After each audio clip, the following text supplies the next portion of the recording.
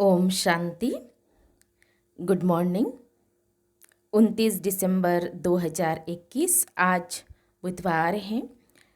आज की मुरली में प्यारे बाबा ने हम बच्चों से कहा है कि बच्चे सत्युग में तुम्हें हॉलीडे होंगी, क्योंकि वहाँ पर दुख का नाम निशान नहीं होगा। तो यहाँ पर कई बच्चे कहते हैं कि यहाँ पर एक दिन भी छुट्टी नहीं मिलती है ना। तो बाबा ने कहा सत्युग में तुम्हें छुट्टियाँ होगी, हॉलीडे होगी। और फिर प्यारे बाबा ने ब्राह्मण बच्चों को अपना सफल करने के लिए कहा है तन मन धन। तो जितना तन मन धन सफल करेंगे तो उतना गोल्डन बनते जाएंगे, आत्मा गोल्डन बनती जाएगी। और इसीलिए बाबा ने कहा है कि तन सफल किया अर्थात ईश्वरीय कार्य में लगाया तो तन तंदुरुस्त होगा, और धन लगाया तो अथाह धन प्यारे बाबा हम बच्चों को देते हैं। तो अभी हम विस्तार से सुनते हैं प्यारे बाबा के मधुर महावाक्य, ईश्वरीय महावाक्य अर्थात प्यारे बाबा की मीठी मुरली। आज बाबा कहते हैं, मीठे बच्चे तुम आधा कल्प के लिए सुखधाम में हॉलीडे मनाएंगे, क्योंकि वहाँ दुख का नाम निशान नहीं है। प्यारे बाबा ने कहा, मीठे बच्चे तुम आधा कल्प के लिए सुखधाम में हॉलीडे मनाएंगे, क्योंकि वहाँ दुख का नाम निशान नहीं है। आज की मुरली में प्रश्न है, ब्राह्मण बच्चों को बाप ऐसी कौन सी युक्ति बताते हैं जिस युक्ति से वे अपना जीवन सफल बना सकते हैं। ब्राह्मण बच्चों को बाप ऐसी कौन सी युक्ति बताते हैं जिस युक्ति से वे अपना जीवन सफल बना सकते हैं। उत्तर है, बाबा कहते हैं, मीठे बच्चे अपना जीवन सफल करना है तो अपना तन मन धन सब ईश्वरीय सेवा में लगाओ। फॉलो फादर, फिर देखना इसकी एवज में तुमको क्या मिलता है। आत्मा गोल्डन बन जाएगी, तन भी बहुत सुंदर मिलेगा और धन तो अथाह मिल जाएगा। मुरली में गीत बजा है, आखिर वह दिन आया आज। ओम शांति। जब बाप ओम शांति कहते हैं तो दादा भी ओम शांति कहते हैं, बच्चे भी अंदर में कहते हैं ओम शांति।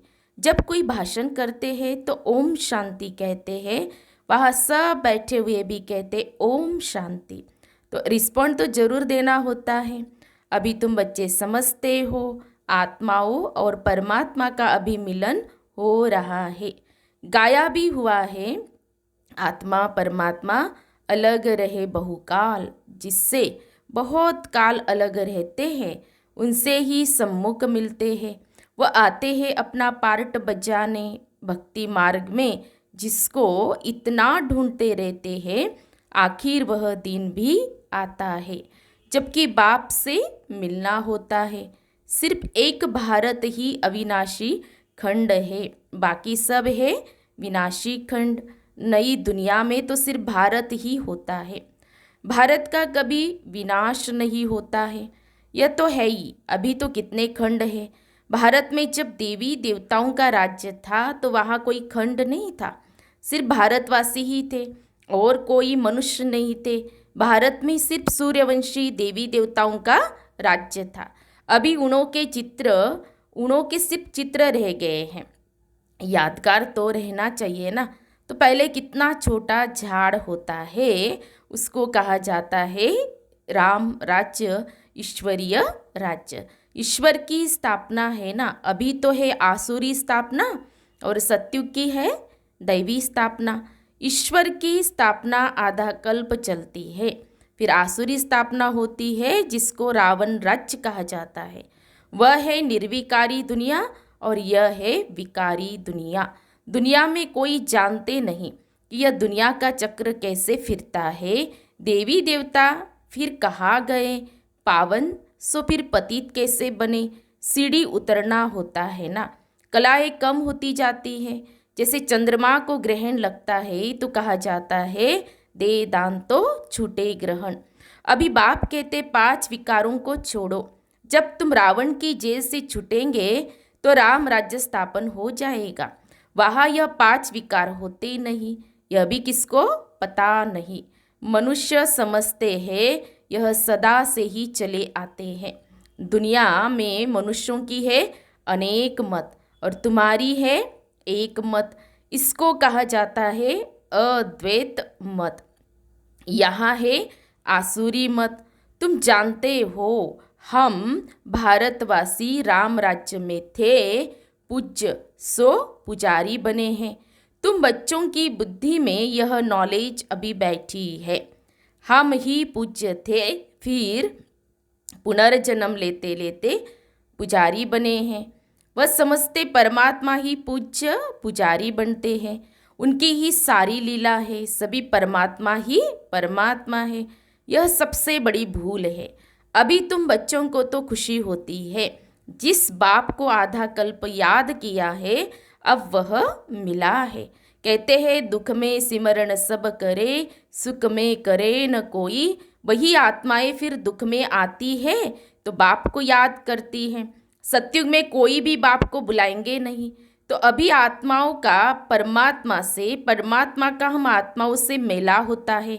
बाप ही ज्ञान का सागर है, इसमें पानी के सागर की बात नहीं।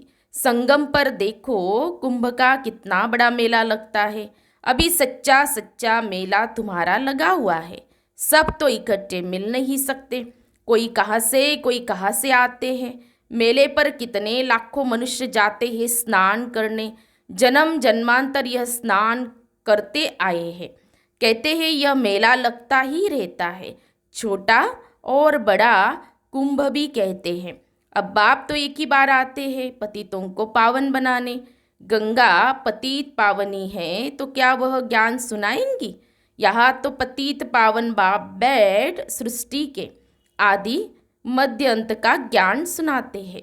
बच्चे जानते हैं अभी दुनिया की हालत क्या है। विनाश तो बच्चों ने देखा है। अर्जुन तो यह ब्रह्मा ठहरा ना, यह तो है मनुष्य का रथ। यह बताते हैं हमने विनाश भी देखा, अपनी राजधानी भी देखी, तब छोड़ा। घर आदि सब कुछ फट से छोड़ दिया। विनाश तो होना ही है, यह कोई नई बात नहीं है। यह है ईश्वरीय दरबार, इसमें कोई पतित को बैठना नहीं चाहिए, नहीं तो वह एकदम रसातल में चला जाएगा। पतित बनने से इसीलिए पतित को आने का हुक्म ही नहीं है। ऐसे कोई कोई आ जाते हैं, समझते इन्हों को क्या पता कि हम विकार में गए। तो बाबा कहते ये बड़ी गंदी चीज़ है। विलायत में 4-5 बच्चे पैदा करने वालों को इनाम मिलता है। सत्युग में तो एक ही बच्चा होता है, सो भी विकार की वह बात नहीं है। वहाँ तो रावण राज्य ही नहीं है, वह है राम राज्य। कन्या शादी करती है तो कन्या को गुप्त रीति से बहुत कुछ देते हैं जो किसको पता नहीं पड़ता। तो बाप भी कहते बच्चे तुमको गुप्त दान देता हूँ, किसको पता पड़ता है क्या हम क्या दे रहे हैं? अभी भी किसी को मालूम है क्या कि भगवान आए हैं गुप्त रीति से ब्रह्मा कुमारियों के द्वारा इतना बड़ा कार्य कलयुग को सतयुग में परिवर्तित करना, और यह गुप्त कार्य चल रहा है। और गुप्त रीति से बाबा हम बच्चों को बादशाही दे रहे, वर्षा दे रहे 21 जन्मों के लिए, ये किसी को भी पता नहीं है। तो बाबा ने इसीलिए कहा कि हम क्या दे रहे किसी को मालूम नहीं, यह गुप्त है, कोई समझ नहीं सकते कि यह बीके विश्व के मालिक बनेंगे। ये तुम अभी समझते हो हम विश्व के मालिक थे, फिर 84 जन्म लेते हैं, हम कल्प कल्प बाबा से वर्षा लेते हैं। कहते बाबा हम कल्प कल्प आपसे मिलते हैं। कल्प पहले भी मिले थे, बाबा को ही राम कहते हैं। राम त्रेता वाला नहीं, उनको तो सिर्फ उनका बच्चा ही बाबा कहेगा। यह तो है बेहद का बाप। अब बाप तुम बच्चों को कहते हैं तुम बच्चों को दैवी गुण धारण कर ऐसा बनना है। इन देवी देवताओं की कितनी महिमा करते हैं परंतु समझते कुछ भी नहीं। कहते हैं अचतम केशवम, अब कहाँ राम कहाँ नारायण सबको मिला देते हैं, अर्थ कुछ भी नहीं निकलता। अभी तुमको नटशेल में सब कुछ समझाया जाता है। द्वापर से लेकर यह भक्ति मार्ग शुरू होता है। तो 84 का चक्र लगाकर नीचे उतरना ही है। 84 जन्म गाए जाते हैं। बाबा ने पूछा, यहाँ तुम बैठे हो तो क्या सब 84 जन्म लेंगे या कोई 80 82 भी लेंगे? क्या सब पास होंगे? क्या भागंती हो जाने वालों के जन्म कम जास्ती नहीं होंगे? अवस्था अनुसार ही हर एक का पार्ट होगा ना। बहुत है जो आश्चर्यवत भागंती हो जाएंगे, फिर सत्युग में कैसे आएंगे? वह तो प्रजा में भी बहुत देरी से आएंगे, क्योंकि ग्लानि करते हैं। इतने सब थोड़ी सूर्यवंशी में आ सकते हैं। नंबरवार पुरुषार्थ अनुसार माला बनती है। बाप तो ज्ञान का सागर है, कौन सा उसमें ज्ञान है यह भी कोई नहीं जानते हैं। तुमको अब ज्ञान मिल रहा है, वह तो सिर्फ स्तुति करते हैं, समझते कुछ भी नहीं। इसको कहा जाता है भक्ति मार्ग। त्योहार भी जो मनाए जाते वह सब इस समय के, जो फिर बाद में मनाए जाते हैं। तुमको तो आधा कल्प सुख में हॉलीडे मिल जाती है, कभी दुख का नाम नहीं देखेंगे। हॉलीडे हो जाता है, हॉलीडे हो जाता है क्योंकि तुम पवित्र हो जाते हो ना। तो बाप समझाते हैं तुम्हारा यह अंतिम जन्म है ना। तो इस संगम युग में अंतिम जन्म में होली बनते, तो वहाँ हॉलीडे मनाएंगे। जब रावण राज्य शुरू होता है उसको मृत्युलोक कहा जाता है। मृत्युलोक मुर्दाबाद, अमरलोक जिंदाबाद होता है। सुख और दुख, राम और रावण का यह खेल है। राम द्वारा तुम राज्य पाते हो, रावण द्वारा तुम राज्य गवाते हो। बाप कहते तुम अपने जीवन को नहीं जानते हो और कोई ऐसे कह न सके। बाप ही बतलाते हैं। वह तो 84 लाख कह देते हैं, फिर तो कल्प की आयु लाखों वर्ष हो जाती है। कुछ भी बुद्धि में नहीं आता जो इन बातों को समझ सके। कल्प की आयु भी रॉन्ग लिख दी है। यह शास्त्र आदि सब भक्ति मार्ग के हैं। तुम बच्चों को कितना सहज समझाया जाता है, आगे चलकर और अच्छी रीति समझाएंगे। जब कोई मरता है तो उस समय सिर्फ थोड़ा वैराग्य आता है, उसको कहा जाता है शमशानी वैराग्य। हाँ, तो बाबा हमेशा कहते हैं ना, वैराग्य दो प्रकार का, एक हद का, दूसरा बेहद का। तो हमारा तो बेहद का वैराग्य है, और फिर जो टेम्पररी वैराग्य, जो शमशानी वैराग्य है, वो शमशान में जाने से आ जाता है कि एक दिन हमें भी ऐसे जाना है।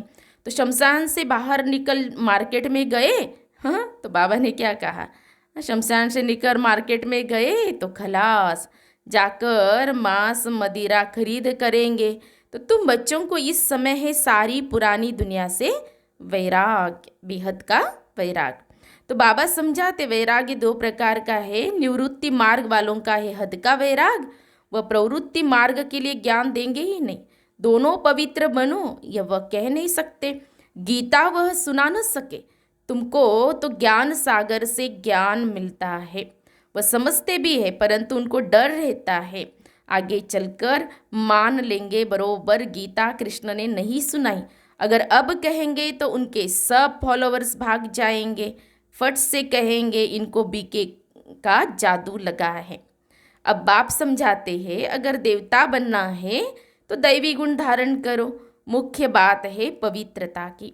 यहाँ मनुष्यों का खान पान ही देखो कितना आसुरी है। जन्म जन्मांतर की पाप आत्माएं हैं, पुण्य आत्मा एक भी नहीं है। अभी तुम बन रहे हो, सत्युग में सब पुण्य आत्माएं होती है, वह है ही श्रेष्ठाचारी पावन, और यहाँ है भ्रष्टाचारी पतित। सत्युग में 5 विकार होते नहीं। राम राज्य रावण राज्य में कितना फर्क पड़ जाता है। इनको तो रावण राज्य कहेंगे ना। पतित पावन एक ही गॉड फादर है, तुम जानते हो, वह हमारा बेहद का बाप है। बेहद के बाप रचयिता को रचना याद करती है। तो बाबा ने समझाया है सत्युग में है एक बाप, फिर होते हैं 2 बाप भक्ति मार्ग में, लौकिक और पारलौकिक। तुमको है 3 बाप, लौकिक, अलौकिक, पारलौकिक। भक्ति मार्ग में लौकिक बाप होते भी पारलौकिक बाप को याद करते हैं। और यहाँ तो ये वंडरफुल है, बाप और दादा दोनों बैठे हैं। तो यह भी तुम जानते हो, तुम बच्चे जानते हो, फिर घड़ी घड़ी भूल जाते हो। प्रजापिता ब्रह्मा तो गाया हुआ है ना, वह अभी ही मिलता है। प्रजापिता ब्रह्मा है साकार, वह है निराकार। निराकार और साकार दोनों इकट्ठे हैं, दोनों का हाईएस्ट पोजीशन है, इनसे बड़ा कोई होता नहीं। और कितना साधारण रीति बैठे हैं, पढ़ाई भी कितनी सहज है बच्चों के लिए। तो बाप सिर्फ कहते अपने को आत्मा समझो, आत्मा अविनाशी है, यह देह विनाशी है। एक शरीर से आत्मा निकल जाकर दूसरा शरीर लेती है। तुमको रोने की दरकार नहीं है, मनुष्य शरीर को याद करने से रोते हैं, तुमको रोने की दरकार नहीं। हाँ, तो बाबा ने कहा सत्युग में कभी रोते नहीं, वाह है ये मोहचित। ये सब बातें तुमको संगम पर ही समझाई जाती है।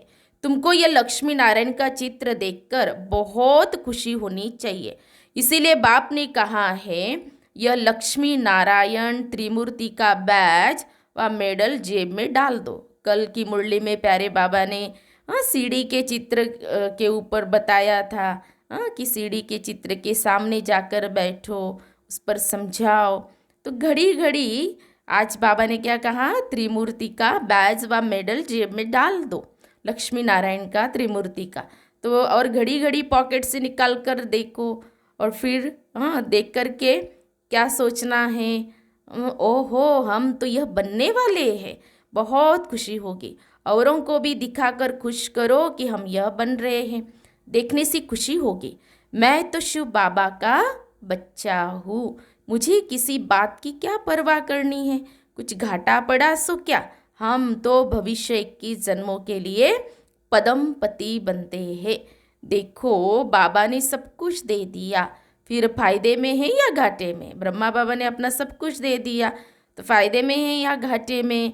बाबा अब सम्मुख समझा रहे हैं, तुम्हारा यह धन दौलत सब कुछ मिट्टी में मिल जाने वाला है। अपना जीवन सफल करना है तो अपना तन मन धन इसमें लगाओ, फिर इनके एवज में देखो तुमको क्या मिलता है।